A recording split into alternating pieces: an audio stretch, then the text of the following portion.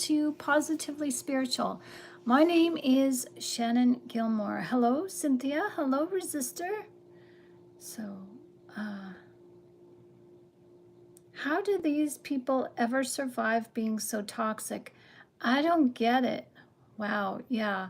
I don't get it either. I mean, it's part of the curse of the narcissist. God put a curse on the enemy's children, the enemy's seed, and that's who we're dealing with.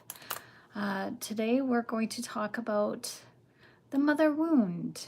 You know, we've talked about this before, but I want to go deeper. It's so good to see you too, Cynthia. It's so good to see all of you. Welcome to Positively Spiritual. It's such a treat having you here. Aw, big hugs to you too. Big hugs to everyone. Aw. So we're going to talk about what's going on with the narcissist because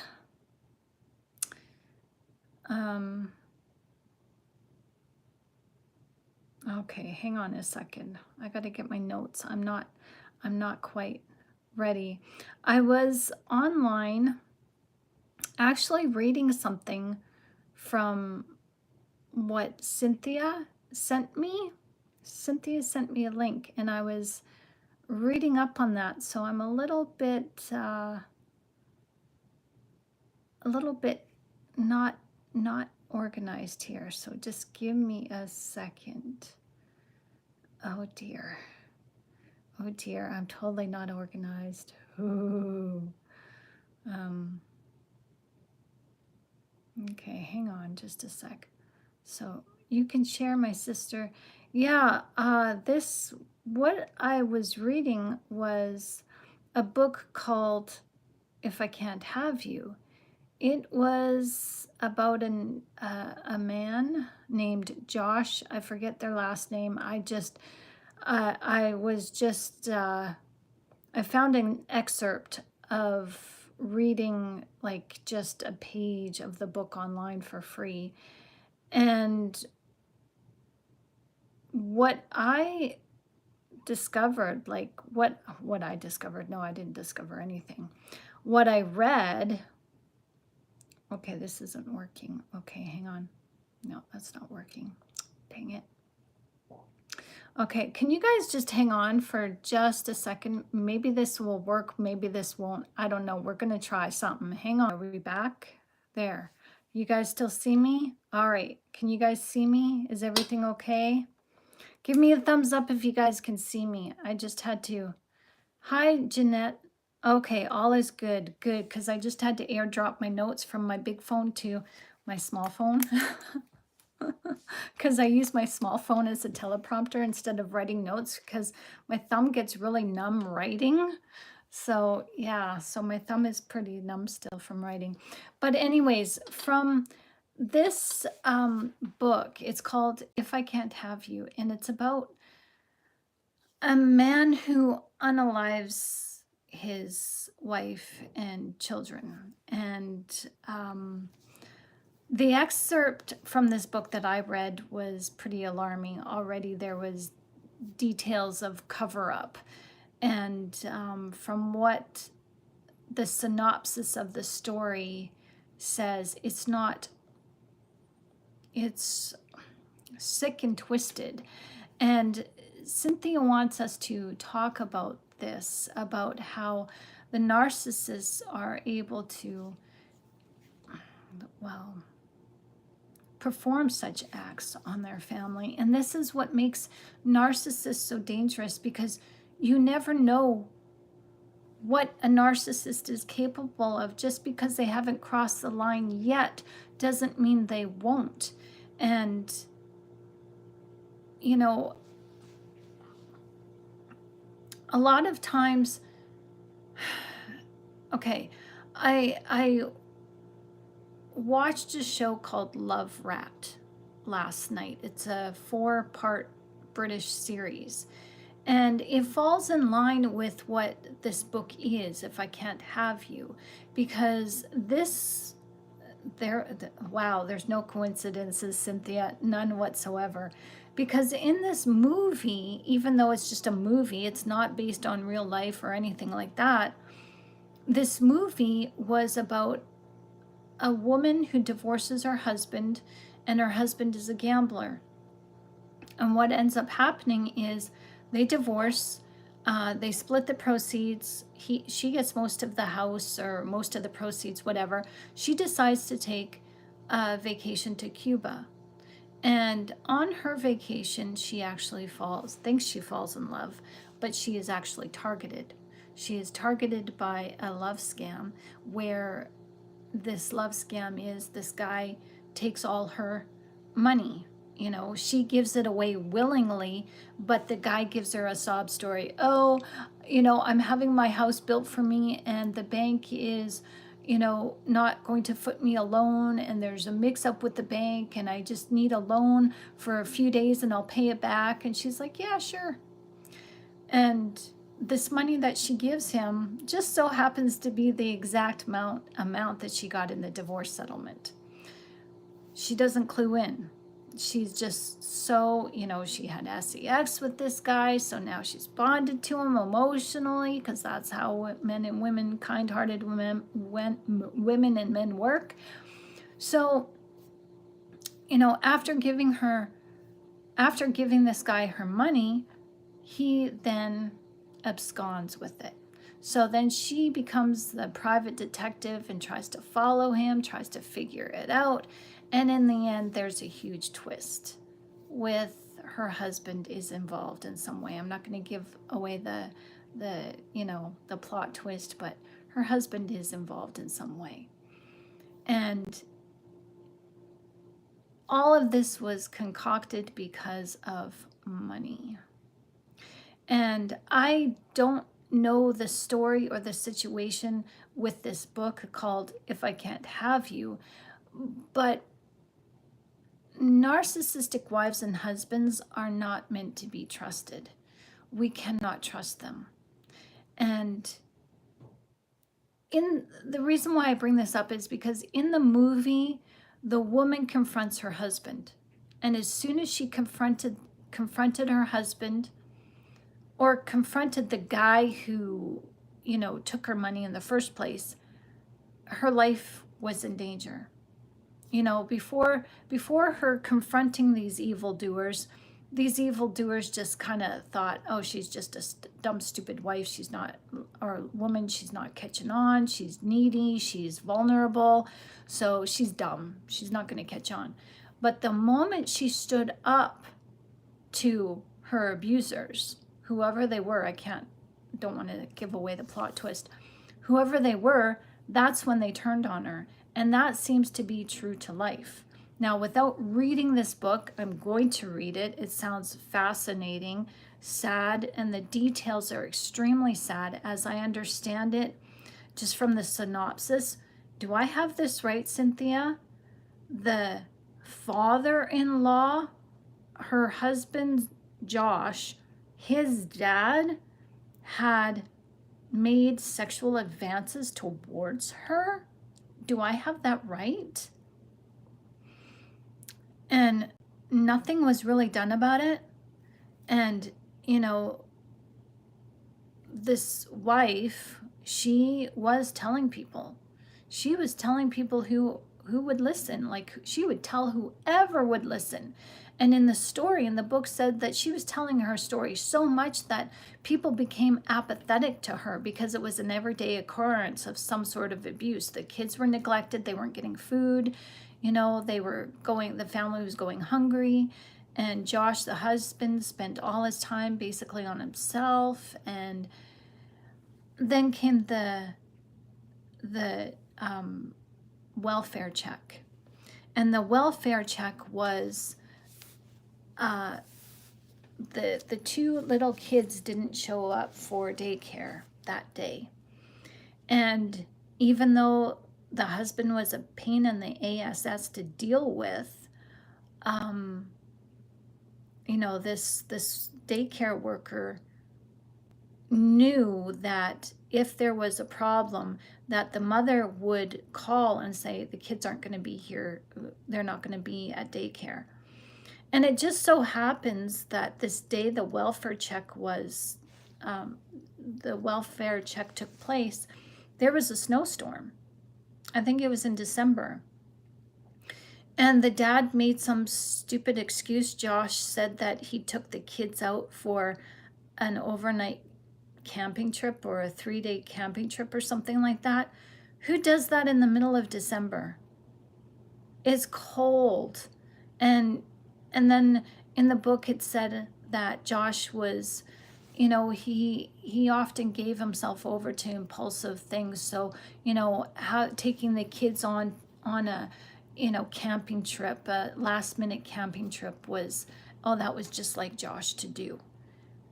So the family was blinded, but yet the family enabled Josh because the family enabled the father, Josh's dad, and there was stuff. I read the synopsis and I'm not going to give it away because I can't say it as how I want to say it on YouTube. But it's dark and twisted, and this is what we need to be aware of. Just because you're with a narcissist and they haven't hurt you physically, they have hurt you physically. They are hurting you emotionally so that they can eventually hurt you physically. That's what it's about. No narcissist is to be trusted. And so we're going to talk about this topic after I read the book. So thank you, Cynthia. This topic is deep. It's a deep dive. It's sinister. It's evil. The devil is in the details in this book, like in this story with Josh and his family that he unalived. Well, he ended up unaliving his children. Brutally, apparently. So that's the synopsis, that the wife was sexually assaulted by her, I'm assuming her father-in-law. That I'm having a hard time wrapping my mind around. But yet, I can see that. I can see that. Just from my personal experience, I've had a father figure say some things to me that were kind of ew, ick, and I just kind of at the time, it's like, you're drunk, you're an old man, you're drunk, you're just gross, ew, so I just let it go. But I did keep my distance from him. And also that father figure type person tried to actually hit me, and his wife stepped in between us. So there's a pattern in my life. Anyways, it's not about me, it's about this book. So I just wanted to say that, there is deep, dark, sinister thoughts with the narcissists that go on in their heads. They don't love you, they hate you, and if they have an opportunity to unalive you, they will. They will. So thank you for this topic, Cynthia. We're going to talk about this after I read the book. So I will not forget this topic. So thank you so very much. So if you guys want to, hit that notification bell, because I'll tell you, once I get my hand on this book, I will read it, and it will take me, I'll have it read in a day, and I will do the synopsis. I will write the write-up in a day. So turnaround is 2 to 3 days. So you might want to come back here next week for a look at this problem that no one wants to address. It's getting addressed after the fact, but we need to address that narcissists are dangerous right now. They are a danger to society. They are a danger to men, women, and children because of this curse. And we're going to talk about that curse concerning the mother wound in this video today. So stick around to the end of this video, because I do believe you're going to learn something. You're going to learn something new that we never thought before about the narcissist. Like this video, give this video channel a subscription, please, and click that notification bell so you will be alerted to when we come to our video channel to do 2 lives a day, 1 o'clock in the afternoon, 10 o'clock in the evening, Eastern Standard Time. And you're going to want to check back next week for this exclusive here on Positively Spiritual. We have never done a video like this before where we have a criminal case in the form of a book. So thank you, Cynthia, for sending the link to If I Can't Have You. This is a book. It's available on Amazon, and it's a crime story about Josh. I forget their names. I forget their last names. But Josh is a father, a narcissist, who does something with his family for whatever reason, and we'll find that reason out, and we'll dig into the underpinnings of the evil nature, the insidious, evil incarnate nature of narcissism through this crime story. So thank you everyone for joining. My name is Shannon Gilmore. If you want to talk, if you have a video topic that you would like us to discuss here on this video channel, please scoop me off an email, shannongilmore@protonmail.com. If videos are not just your fancy, but you want something that you can tangibly print out on your computer, you want to read on your screen, you want to take something portable with you on your vacations, or when you're waiting at the subway or waiting for the bus stop, whatever, you're waiting for that meeting to come in, and you can just click on a downloadable and it's ready to read. You can read it at your heart's content. Go find my Ko-Fi website. A link is in the description of this video. I have tons of ebooks for you to download and seek out your healing your way through psychological insights, scientific insight, and biblical assertions. This stuff is biblically intensive, so look out. You know, you're getting all three, all three modalities in one thing. So whatever works, it's fine. If you find error, there's going to be spelling mistakes. I'll let you know that right now because I'm only human. But if you find error, either in the context or grammatical errors, whatever, syntax, whatever, let me know. I'm here not to debate the Word of God, but I am willing to be corrected. I stand corrected a lot. So, I'm only human. We're here to grow, learn, and teach and guide one another as we are family. So welcome to the family and welcome to this video. We're going to learn about today the narcissist and the mother wound, a love-hate legacy. The relationship between a narcissist and their mother is one of the most contradictory and telling dynamics in the narcissistic psyche. Psychologists often point to neglectful or overbearing parenting as a contributing factor in the formation of narcissistic traits. Some suggest a genetic predisposition, a neurological blueprint predisposing certain individuals to narcissistic tendencies. But spiritually, there is something far more ancient and insidious at work. God says, "And I will put enmity between your seed and hers," Genesis chapter 3, verse 15. Now, this curse, spoken at the beginning of humanity's fall, seeded a deep and enduring conflict between the human spirit and its adversary. Now, this is not just a war between good and evil. It's a battle for identity, legacy, and inheritance. And this war is often fought in the womb and in the early childhood relationship between mother and child. If I can't have you, nobody can. That's exactly right, Resistor. Narctar's thoughts, that's their thoughts, period. Exactly.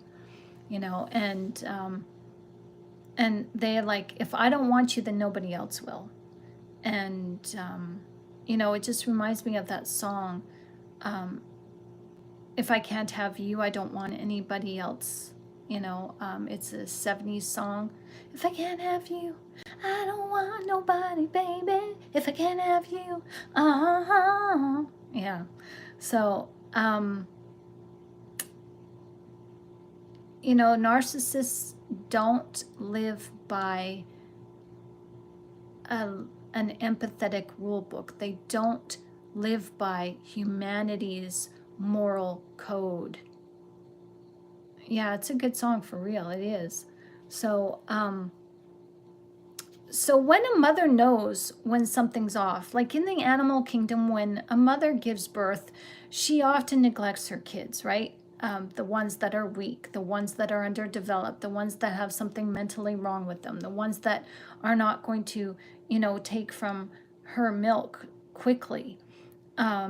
She's going to abandon those kids, and sometimes even infantize, like she'll turn on her kids and cannibalize her own children.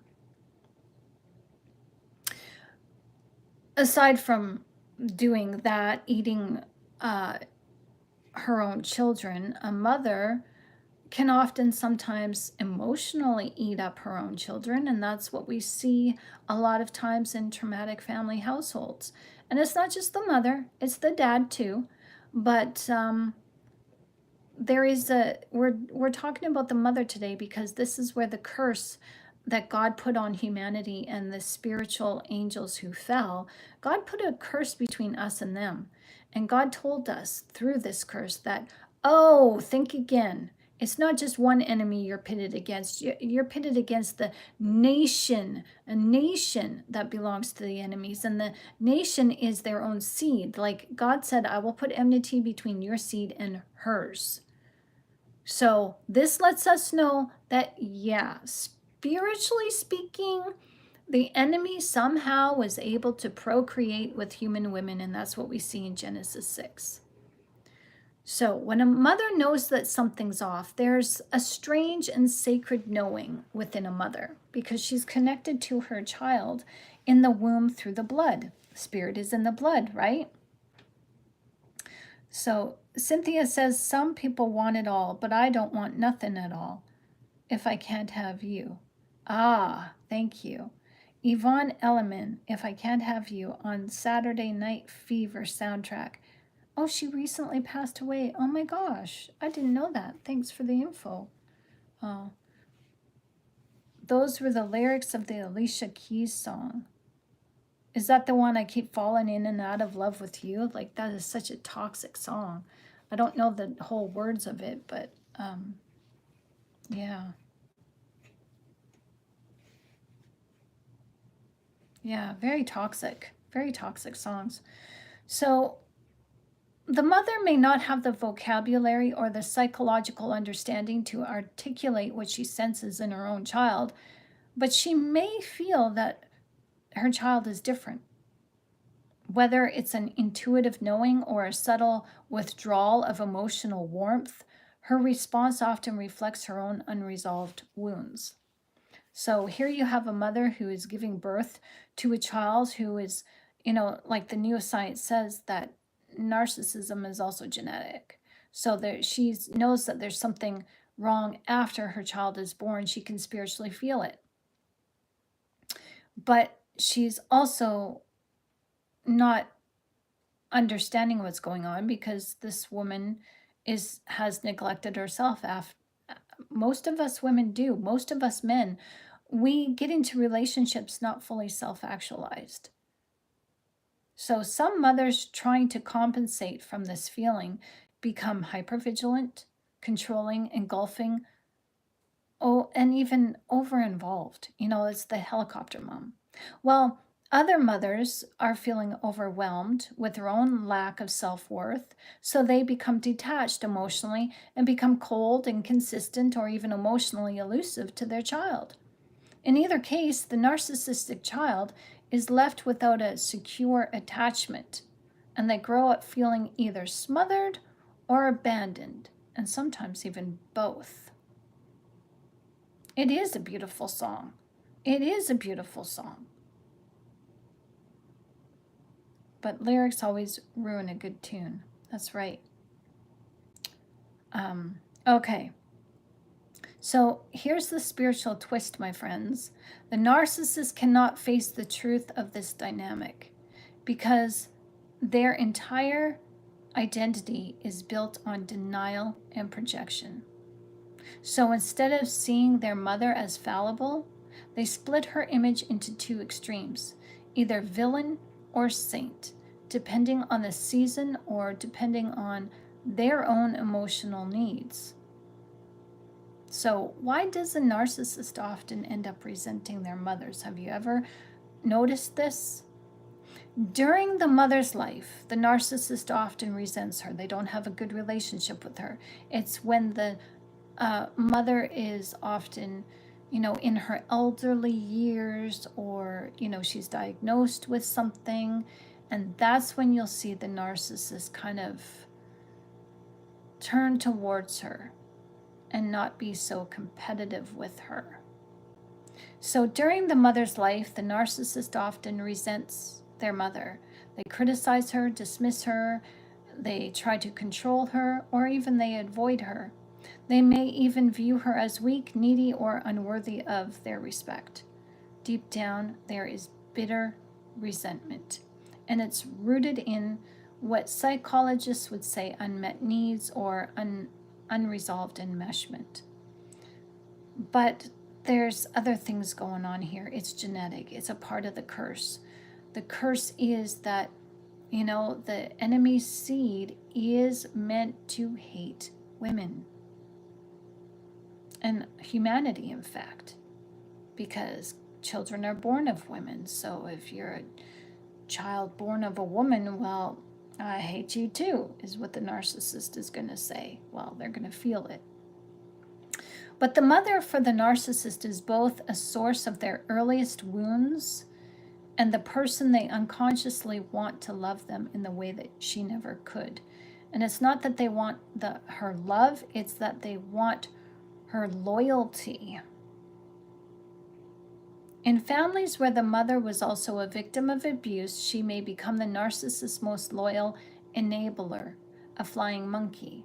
She becomes complicit, not because she is evil, but because of guilt, shame, or learned helplessness.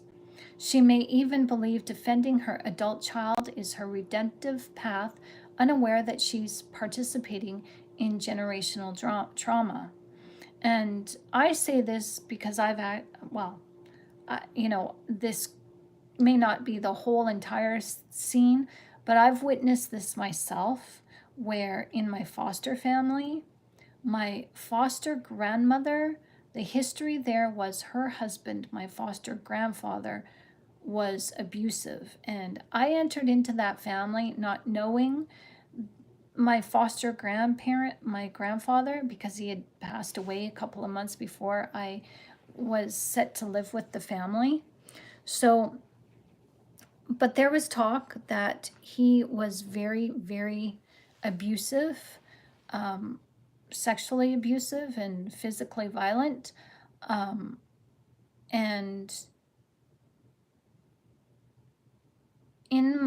I think I was like maybe 13, 14, or 15, my foster uncle got married and they had a child together. And soon after they were married and had their child, they were separated because there was rumor that he was accused of harming their child sexually. So what happened was he went and lived with his mother, my grandmother. And so I've always wondered why out of 8 other children, why did those children, the brothers and sisters of my uncle, my foster uncle who was accused, why did everybody keep their distance?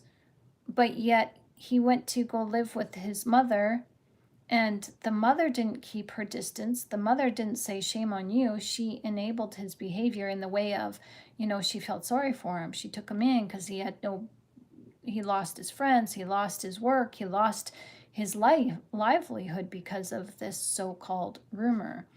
So,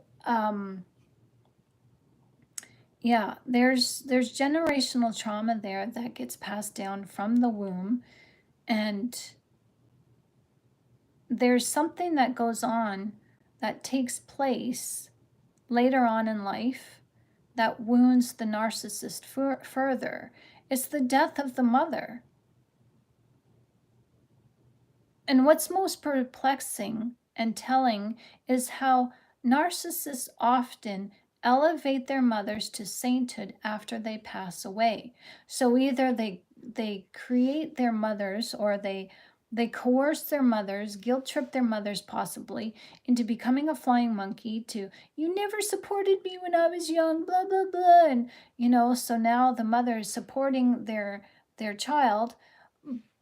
But when the mother dies, the narcissist is left in, a emotional hellhole. Like, they elevate their mothers to sainthood, but after the mother is gone, see, there's a cycle pattern. If the narcissist doesn't need the mother, then the mother her name is mud. But if the narcissist needs the mother in some way, as oftentimes they do when the narcissist reaches their midlife crisis or whatever it is, they go to their mothers for a source of supply. So this is the same mother they resented, they avoided, or emotionally abused. Well, suddenly, this mother figure becomes untouchable when she dies. It's like, I can talk bad about her, but nobody else can. So don't bring up the past of what she did to me, because now that she's gone, no, my mother is the best thing that ever happened to me. What's going on? Because, it appears like the narcissist is defending her honor. It appears like the narcissist is empathetic to his mother and forgiving and loving. But they invoke the rule of don't speak ill of the dead. But their silence isn't rooted in reverence. It's rooted in shame. The narcissist cannot allow the truth of their relationship with their mother to exist because it threatens the very fantasy that holds their fragile ego together, that they're the best, that they can do no wrong. By idealizing their deceased mother, they can rewrite history to protect themselves from grave guilt and the unbearable confrontation with their own inner emptiness. The dead mother becomes a projection screen for all the things that the narcissist wishes were true.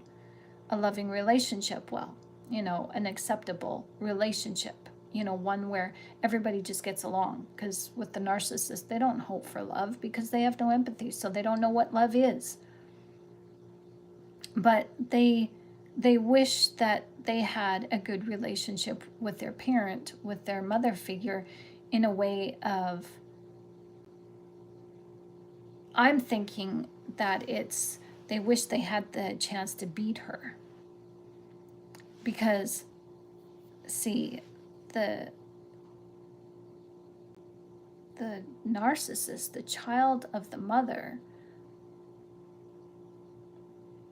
can never be like the mother, but doesn't want to be like the mother, and secretly hates the mother. And now that she's gone, deceased, dearly departed, that their whole identity was shaped around their mother.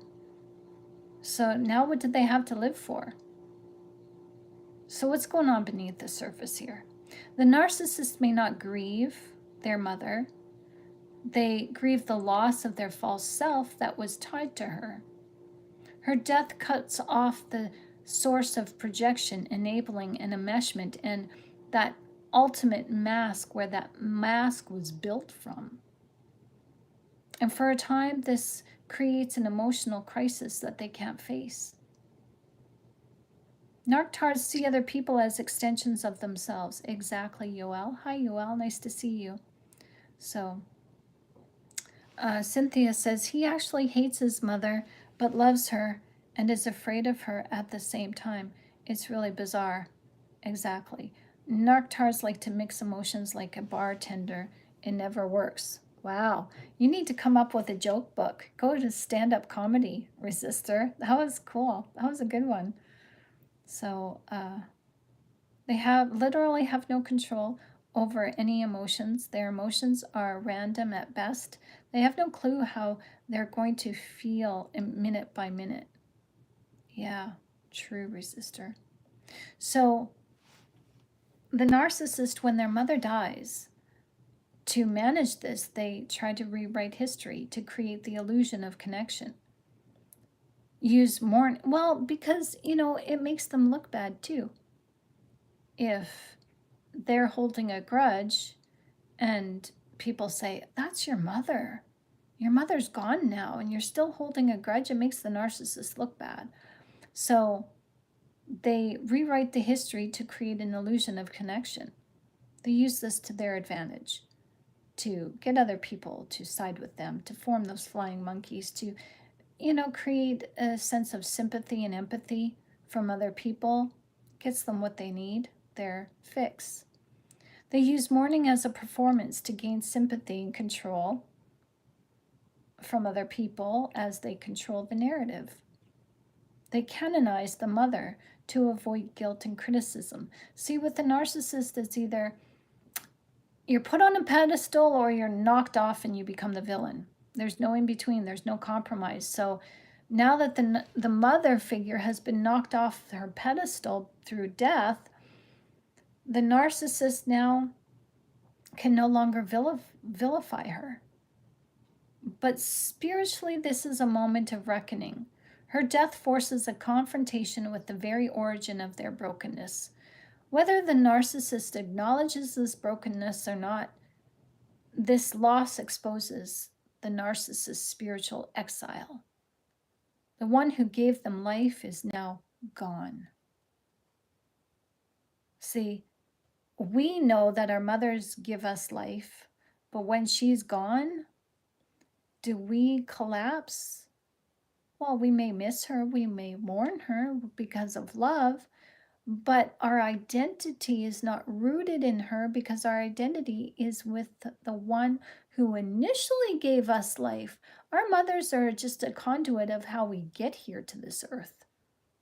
But the life of God is actually given to her as her life is from God. So with the narcissist, that connection to God is cut off and it's permanent. So the one who gave them life, the one who gave the narcissist life is now gone. And with her goes the last barrier between their mask and the raw truth of who they are. They could always say, well, I'm somebody, I came from woman, I'm somebody special. But with her gone, it's like, okay, life is cut off. Now what do I do?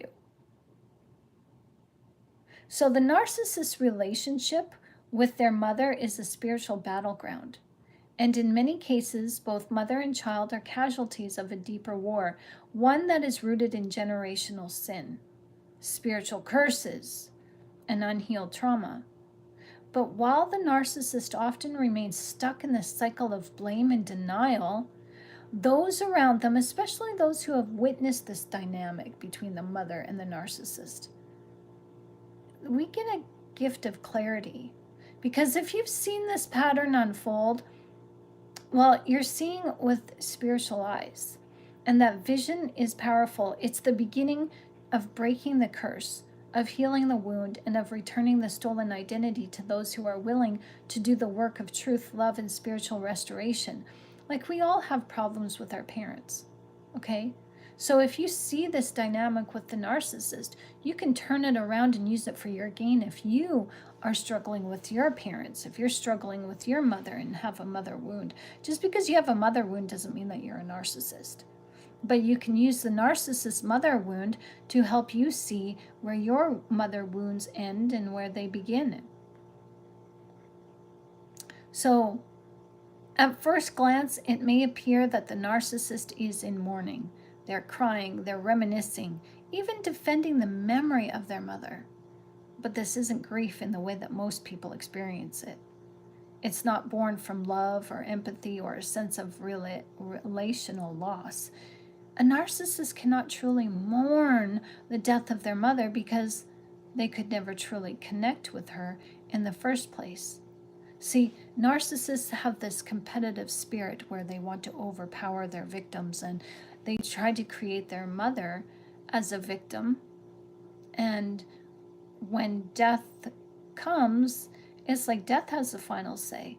It's like the narcissist is like, wait a minute, I didn't get to win this battle. See, with our relationships with our mothers, we love them as we're empathetic, and we take those steps in courage, and we have those brave conversations with her to really put the past in the past. But with the narcissist, they don't have it in them. They try.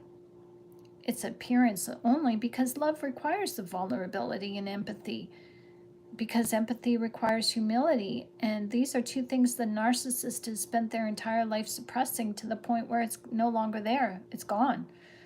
So what are the narcissists really mourning when their mom is gone? They're mourning the collapse of a psychological structure. The mother, whether she was scapegoated or idolized, this was an anchor in the narcissist's identity. She was the ultimate object onto which they could project their hatred, their superiority, their victimhood, or their idealized self-image. And she was the psychological punching bag, or the pedestal, or both, just depending on the day. Now, with her gone, the narcissist is left with no one to project onto in that unique, formative way. Now they must face the uncomfortable vacuum her absence leaves behind. Shame.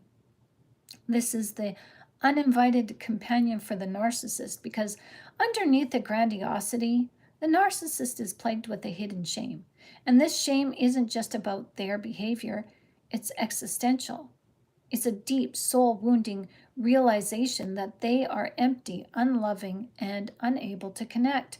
And now the one person they spent their whole life blaming or manipulating is no longer there to buffer that truth. When the narcissist attacked their mother psychologically, it wasn't just cruelty. It was a defense mechanism to keep their shame at bay. They were saying, "You're the weak one, not me. You were the narcissist, not me. You never understood me. All I wanted was you to understand me."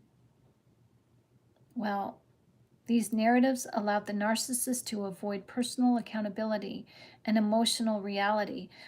But with the mother gone, there's no more external antagonist, only the internal torment left behind. So that is a curse in itself. The animosity between the narcissist and their mother may be secret. It may be a secretive one. Or it may be a familial pattern. And it's whatever's going on, it's a spiritual dynamic. And it stems from that curse. "I will put enmity between your seed and hers," Genesis chapter 3, verse 15. The narcissist doesn't just resent their mother. They resent what she represents. Life-giving force, divine order, and the pain of being known. She is both the giver of life and the one who, in their perception, ruins it. The narcissist is caught in a limbo, the spiritual tug of war, and her death doesn't end that war, it intensifies it. With the mother gone, the narcissist must now carry the weight of unresolved hatred without a living target.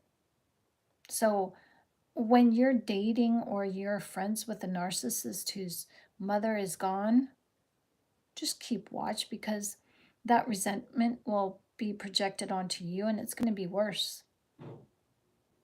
The anger, the aggression, the shame, the guilt, the rage, the regret, the animosity, well, not regret, but the animosity, as they're going to blame her. "You died too soon before I could even stick it to you." And so all of that is going to come on to you. And it does. I've witnessed it myself. Didn't know it at the time, but yeah, and it's very hurtful. The curse didn't leave with her. It now lives within them, more loudly, more hauntingly, and without disguise. When you see it, you'll see it. Death was never part of the narcissist fantasy.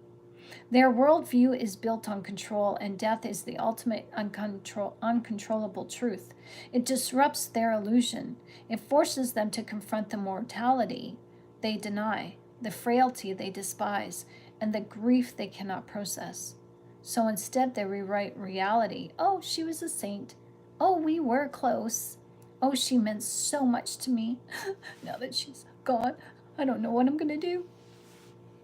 These are not declarations of love. These are denials of death, shame, and internal fragmentation. The narcissist isn't honoring her. They're rewriting her, trying to keep their false self intact. So what you're seeing with the narcissist in denial of their mother's death, you're seeing them scramble to survive the collapse of an identity that was always held together by their mothers. External blame, projection, and control for her. With their mother gone, the narcissist is not freed. They are now exposed. They no longer have someone to fight with, someone to guilt, someone to lean on, or someone to vilify. And so they manufacture grief to cover what they really feel: shame, fear, and rage, and a loss of control. The narcissist's mother is often their first mirror. That's the final piece to this puzzle when we're dealing with a narcissist, as this first mirror is also their competition, their first ultimate competition. And they see life through that lens of that competition, whether it's male or female. When the narcissist befriends us or, hoodwinks us to get into a relationship with them, they see us spiritually. They may not be conscious of this, but spiritually, we become their mother figure, the stand-in. And we then take on, the mother role. When their mother is gone, we become the fill-in. And that's when the narcissist, their power, control, and superiority, when we start seeing, when we start seeing them for who they really are, we don't fall for their toxic ways. We go ambivalent. We show apathy towards them, the indifference like they show us, we mirror back to them. Maybe that's what they get upset, because we look like how they remember their mothers growing up. Maybe their mother was indifferent to them, didn't give in to the manipulations.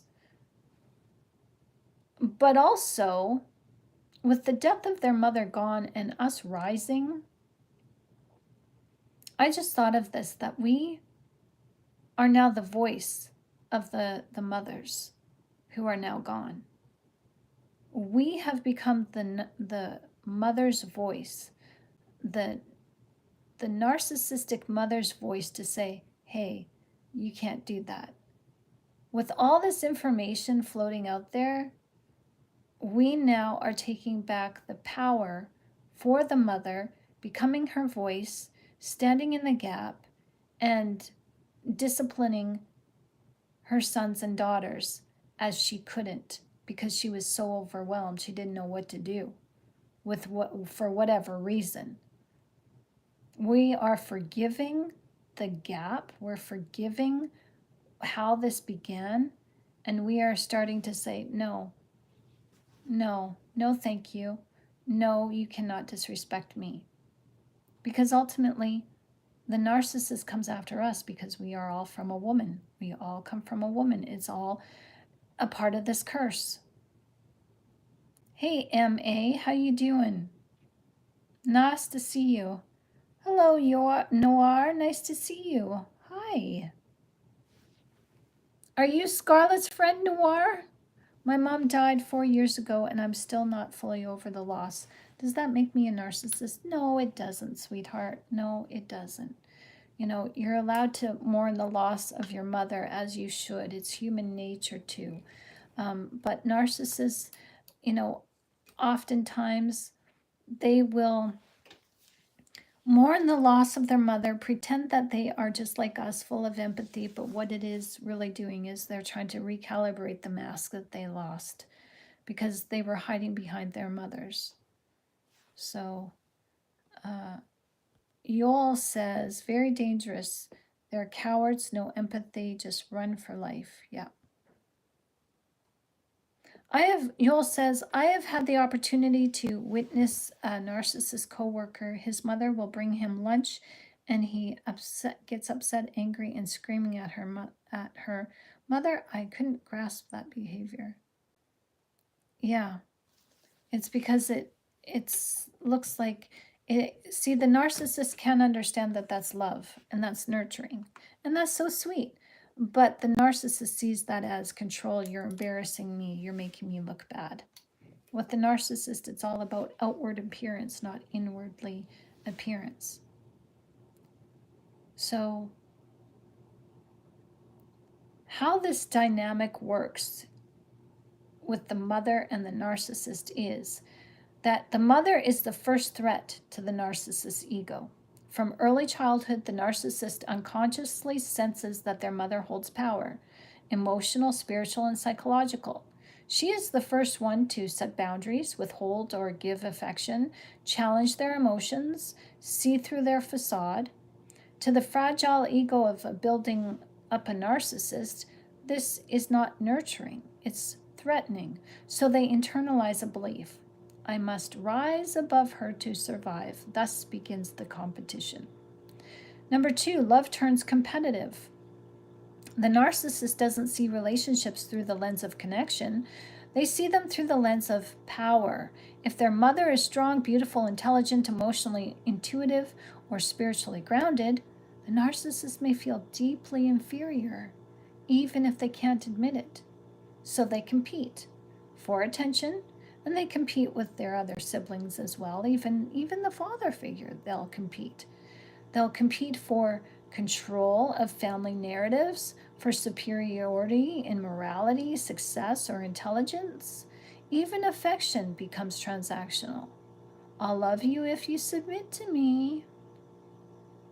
So, hi Benjamin, how are you doing? Yeah, no. Bye. Bye, Benny. See you later. Number 3, death ends the game, but also leaves a void. When the mother dies, something shocking happens. The competition is over. There is no more one-upping, no more emotional chessboard. But for the narcissist, this doesn't bring peace to them. This brings in panic. Hello, everyone. Nice to see you. Welcome to Positively Spiritual. My name is Shannon Gilmore. We're here at 1 o'clock in the afternoon, 10 o'clock in the evening. So click that notification bell, subscribe if you haven't, and like this channel, please. You help this video and this channel to get out there into the nether regions, the 4 corners of the internet, to get this message heard and seen by those who are still struggling with narcissistic trauma. We're here to help as we are our brother and sister's keeper.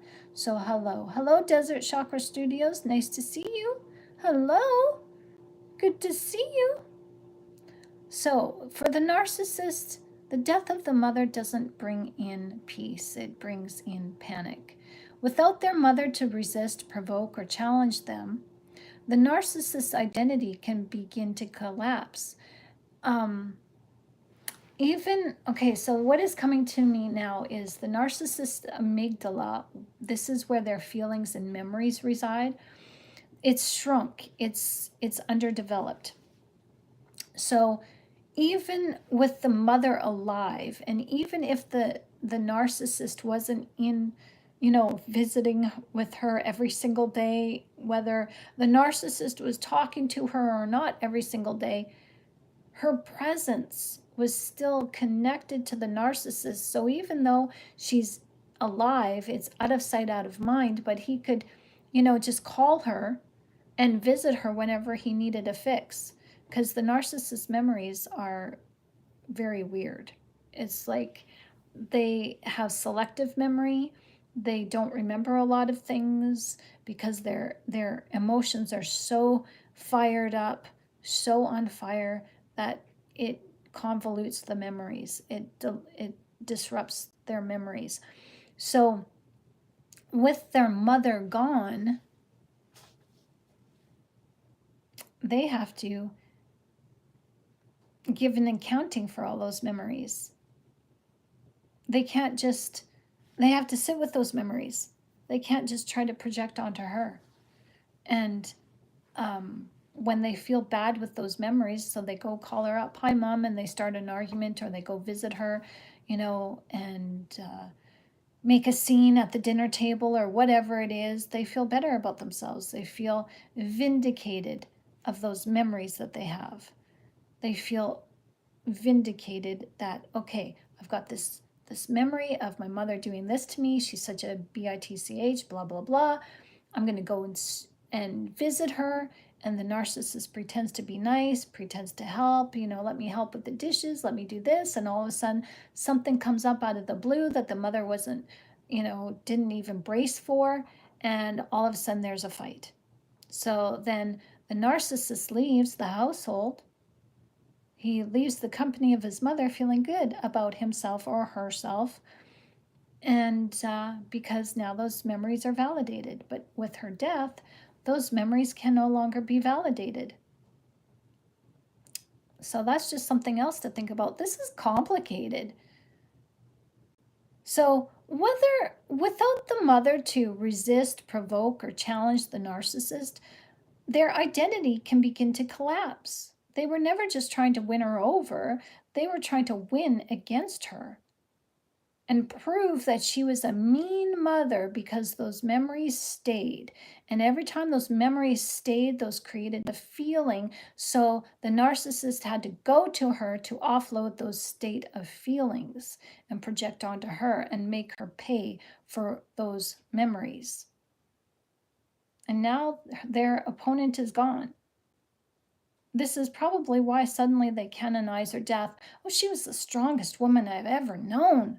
She raised us with nothing and never complained. I owe everything to her. Like she's my rock. These words are not about her. They're about restraining their sense of significance in relation to her because now they can't offload on her. It's the final act of control, rewriting her memory to preserve their own identity. So let's return to Genesis chapter 3, verse 15. And I will put enmity between your seed and hers, or your seed and her seed. The narcissist is still caught in this ancient spiritual enmity. They carry the seed of rebellion. They carry the seed of pride and self-exaltation. Their mother, especially if she represents godliness, humility, or sacrificial love, represents a spiritual threat. That's why the competition is more than psychological, it's cosmic. Her death does not free the narcissist from the curse. It forces them to live alone with it, without the one person who unknowingly carried part of their identity simply by existing. So yes, the narcissist's mother is the narcissist's ultimate competition, and in death, she wins the final round by leaving them with no one left to fight but themselves. And we keep that spirit of competition alive unknowingly as we allow the mother figure to have the final say. Wow. They have a serious comparison complex. Yes, they do. This took me decades to figure out, but it makes so much sense now. Exactly, Desert. Yeah, this was very revealing. Good, I'm glad. Nothing is more challenging to a narcissist parents' ego and the thought of a child becoming successful, isn't that mind-blowing and sick? Yes, it is. Cynthia says, my ex-narc-tard's new baby mama looks exactly like his mother. Oh dear. See, there you go. There you go. Narcissists have mother wounds that they project onto us. Yeah, and they're so predictable. See, there's that pattern thing going on again. The pattern, it's so in your face when you see it. So when I saw her photo, I was shook. Yeah, it's quite telling. Quite telling.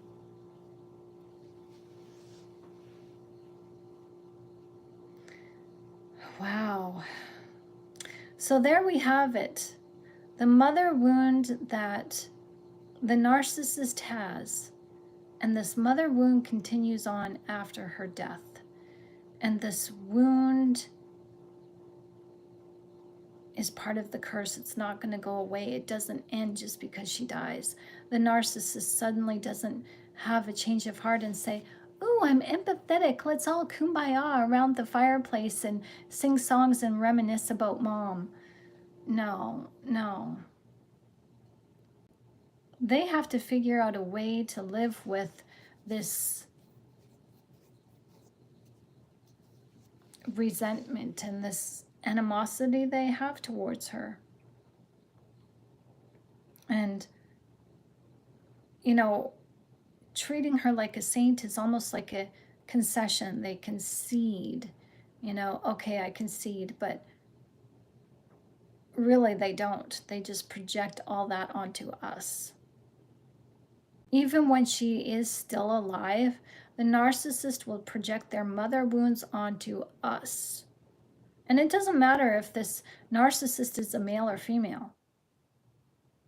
It's the mother wound is traced back to the curse in the Garden of Eden, and I will put enmity between your seed and hers.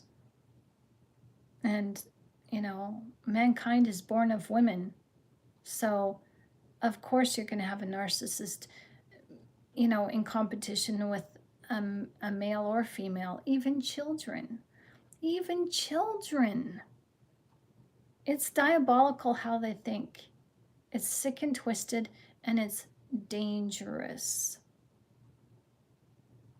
So weird. When my ex-father-in-law told me his new BM was a looker, can't make that shit up.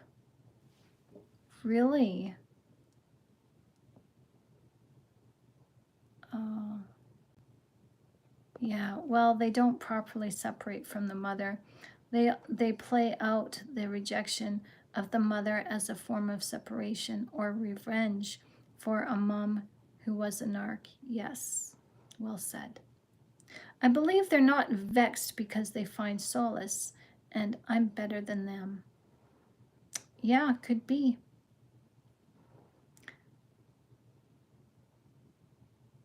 Yeah.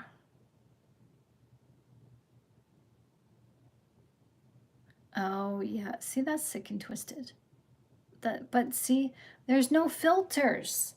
There's no filters on narcissists. Like there's no, there's unspoken rules that you don't find your child's wife or significant other, husband attractive. Like you just don't go there. You just, ew, you think like, when I'm out with Scarlett and I see a boy her age, I say, he's good looking for you. Like, not that, like, I want her to find a man that's pleasing to her in spiritual ways and in ways that, what she finds attractive. But I'm certainly not going, ew, he's hot. Like, no, there's like, see, with narcissists, there's no age limit either. And I just find it like when I see, like, if I'm watching a show on YouTube or something, or a documentary, or sometimes I like watching the Roman documentaries, and some of those Roman documentaries, they have the documentary playing out like a movie where there's narration in the background, but you get to see, the Roman army, and they're progressing and marching throughout the Roman countryside in their armor and stuff, and it looks like it's like a movie set, and it's really engaging. But sometimes with these shows, you have kids on there kissing, and I just go, no, I don't see it. I put my hand up and I don't want to see them kiss. I'm just like, ew. I just because of what's going on in the world today and how it's just so in your face about, the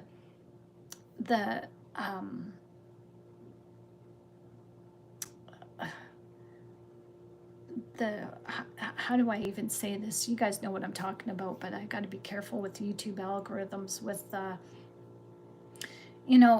coercing minors, I guess you could say, in acts that are adult. Yeah, so I just don't want any part of that. I don't want to see it. So, yeah, call me a prude, stooge, whatever. I just, you know what? I don't need to see it. I don't need to see it. I don't need to see anybody kissing on TV, actually, but because it just invokes the lust, really. And we're supposed to walk in self-control.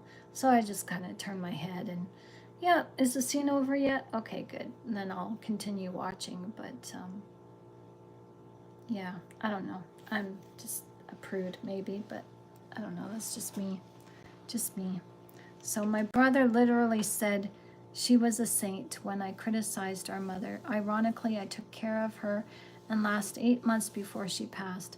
Thanks for confirming what I suspected all along. You're welcome, Noir. So, wickedness, says Diane. Hello, Diane. Nice to see you. So, they are the superior human beings. They think like a superhero as a child.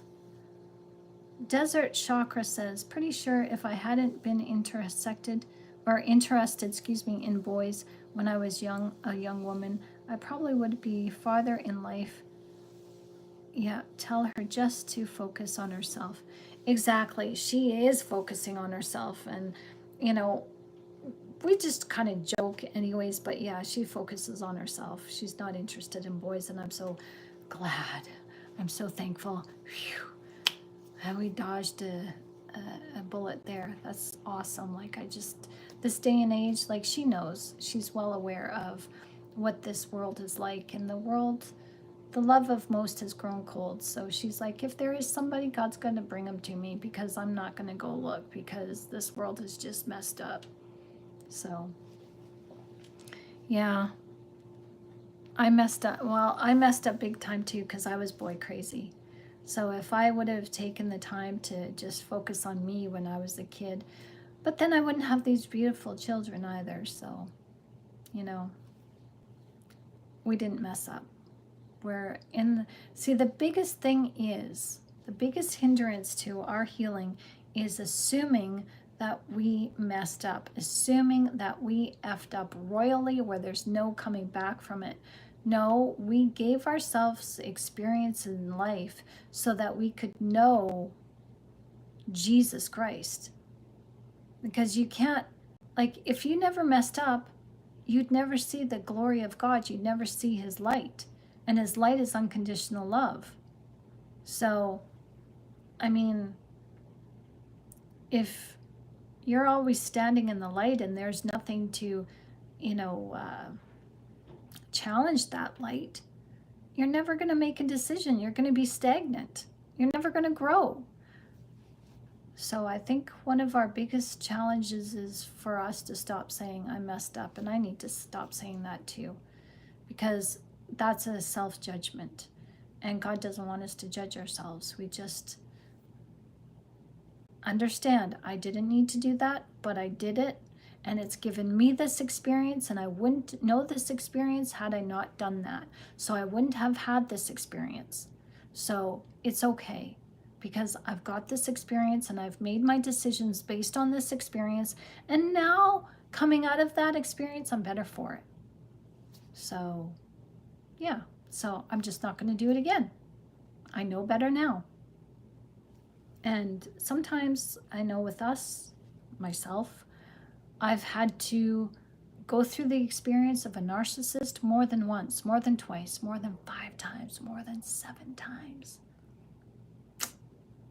Yeah, I'm not proud of it, but it's my experience and I've gotten knowledge from it.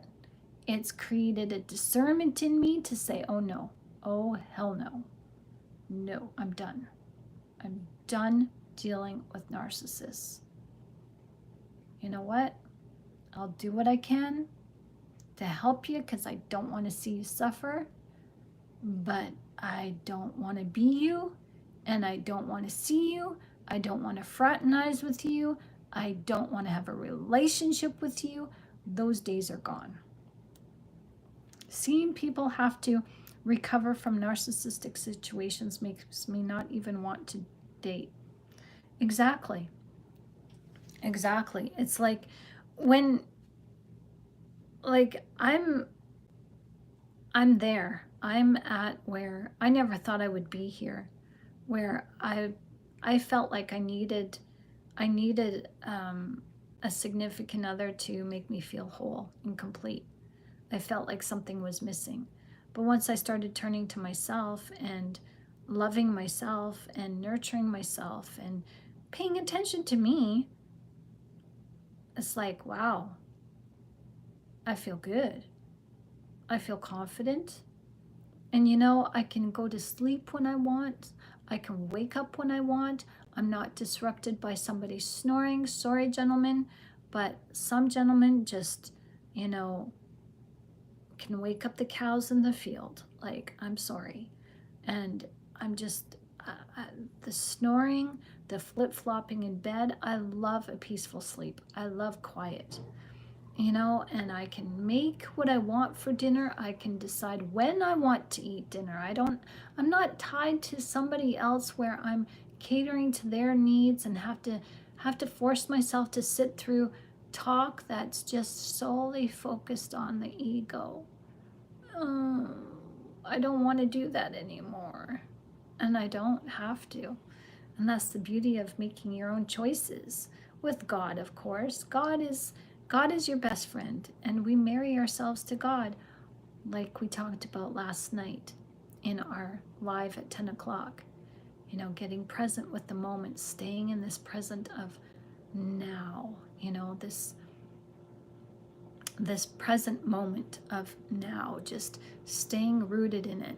And when you're rooted in it, you're not judging, you're not reflecting on negative feelings, you're not reflecting on who did what to you in the past, what was done to you, what hurt, who said sorry, who didn't, who's never going to say sorry, who needs to take responsibility for their actions, who needs to change in behavior.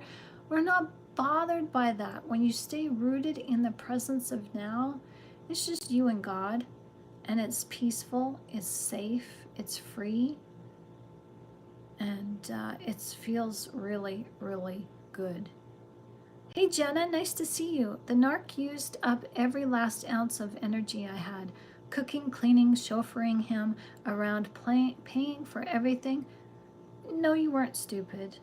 Please, no honey, you weren't not stupid. You were brainwashed.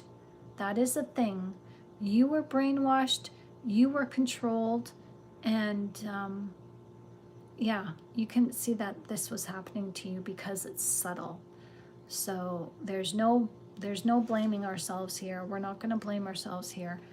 You know, it is what it is. It happened, and we know the symptoms. We know the symptoms of abuse. We know the signs of abuse. We know what to look for now.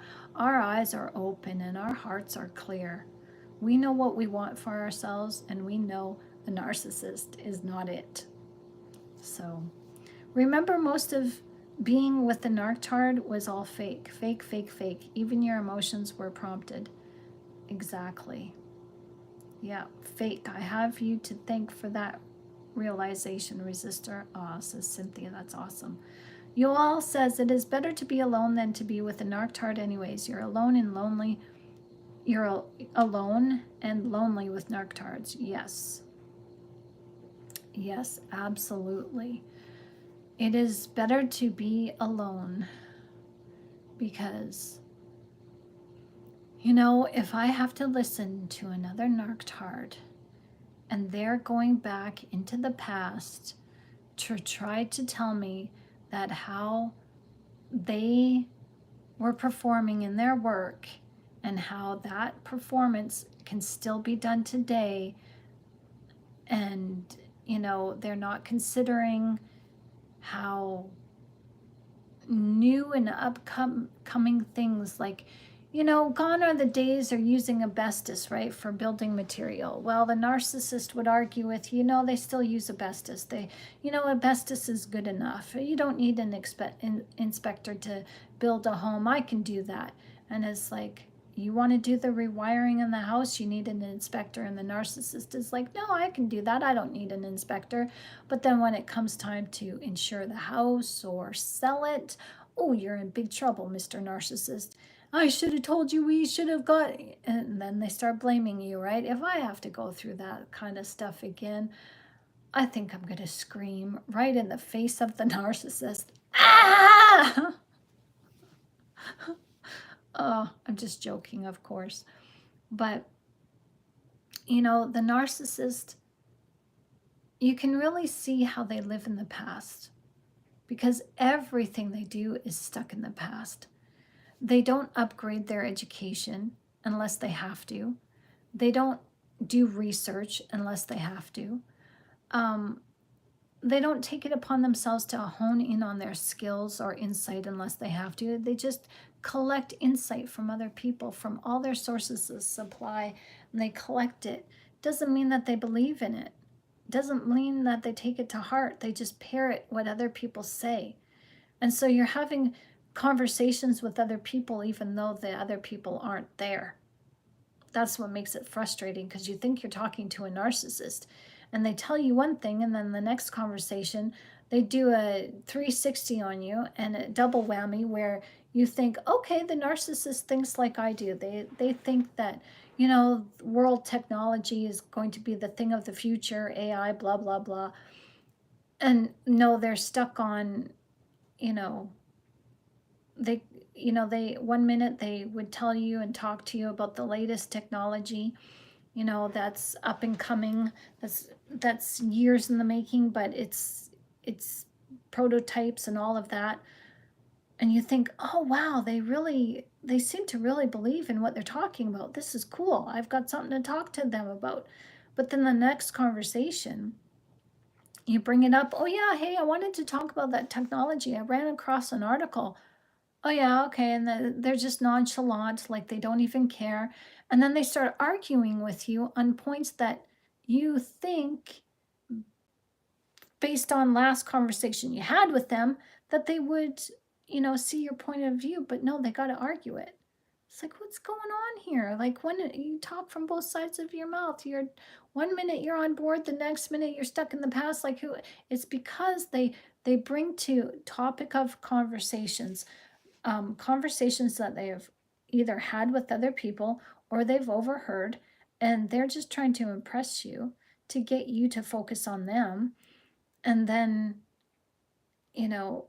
once you realize that you're actually having a conversation with the other people that they've had conversations with, you're not having a true, authentic conversation with them because there's no substance. You just rather not be around them anymore because it's work. It's confusing freaking work being around them. And you just don't want to disrupt your peace. You just don't want to, you just can't be bothered. You just don't have the energy for it anymore. You're just like, I'm too old to be dealing with this. I've been through this before. I don't need to go through it again. It's not my wheelhouse. It's not my learning lesson. I've learned what I can from the narcissist. They can't teach me anything that I already don't know. So I'm not going to meet them where they're at with their egos. So what kind of conversation can we have? I want the spiritual conversation. They want the fleshly one. They want to talk about superficial things. And I don't. So when you realize that, like, you're just so better off being alone, being one with your own thoughts and finding your own tribe, which we have found our own tribe here. So I encourage you guys, thank you for watching this video. I encourage you to join us 1 o'clock in the afternoon, 10 o'clock in the evening, Eastern Standard Time. We are here twice a day for you, giving each video its time and attention because you deserve to know the truth. We unpack the truth by turning psychology and science and sometimes even the spiritual understanding upside down and on its head. And we bring it all back to Jesus.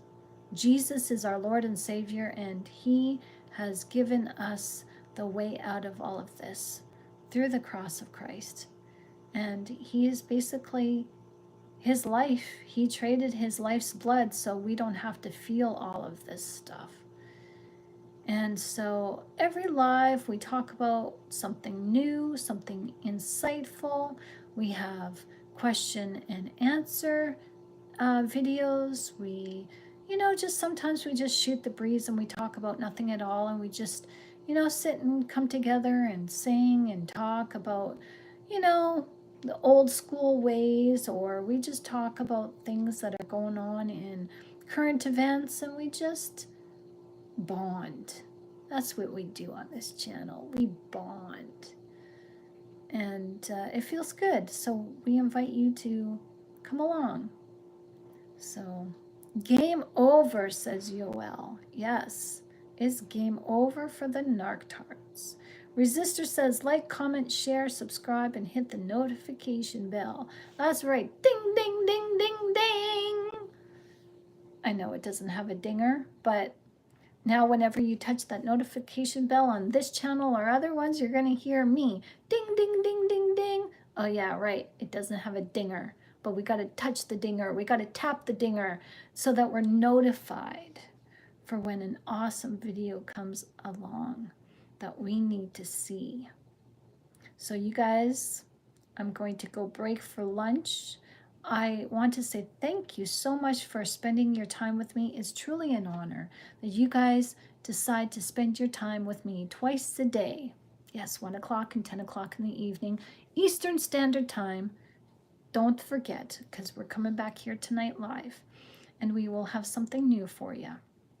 You are welcome to get in on the chat, ask your questions, make your comments, offer suggestions, but please mind your audience, be nice, be kind, be courteous, and please don't share your email on this platform or on any other video platform or chat group that you participate in. Keep yourself safe. And thank you, Yoel. You enjoy your evening and your afternoon. And buen provecho. Is that how you say buen provecho or provecho? No, provecho. So Diane says, love you all. I love you all. God bless us all. God bless us all. Thank you, Jesus, for this insightful message today. Thank you, Jesus, for helping us. And I noticed Joe, maybe Joe is watching, but Joe, if you're still under the weather, may God heal you. May God help you. Our brother Joe, he's been working a lot on his camera for his truck. And after that, he's been feeling under the weather. I think his muscles are sore and he just needs some time to sleep.